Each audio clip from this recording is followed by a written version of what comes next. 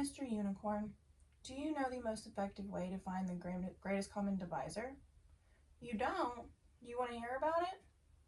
Okay, so the most effective way to find the greatest common divisor is called the Euclidean algorithm. So in the Euclidean algorithm, you basically take the bigger number and divide it by the smaller number. You can do that? That's awesome. So after you do that, you will get a remainder, and then you will divide the divisor from the problem we just did by the remainder of that problem, and you keep doing that until you get no remainder. Yeah. Well, once you get no remainder, the last divisor is your greatest common divisor. Do you want to see an example? Okay, we can do that. So let's find the greatest common divisor of 648 and 728.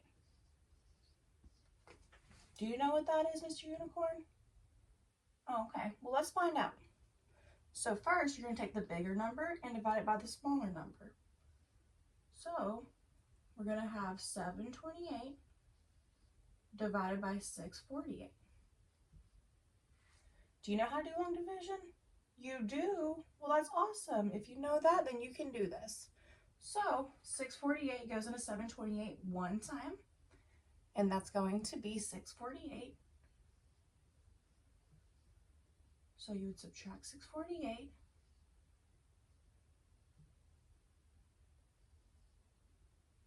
And you would get 80.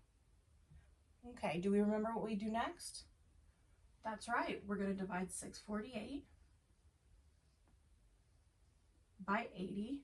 How many times does 80 go into 648, Mr. Unicorn? That's right, it goes into 648 8 times. What is 80 times 8? It's 640. Good job, Mr. Unicorn.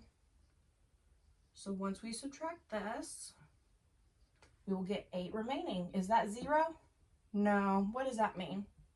We got to keep going, huh? So we're going to divide 80 by 8. How many times does 8 go into 80, Mr. Unicorn? 10 times? Good job. What is 8 times 10? 80. Perfect. Did we reach a remainder of 0? Yeah, what does that mean? Yes, that's right. It means that our last factor is the greatest common factor, which equals 8. Good job, Mr. Unicorn.